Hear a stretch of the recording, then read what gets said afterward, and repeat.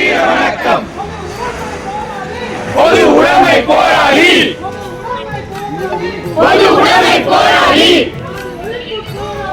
சாதி ஒழிப்பு போராளி,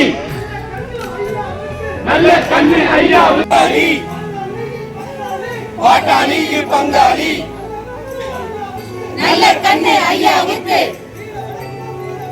வீர வணக்கம், வீர வணக்கம்.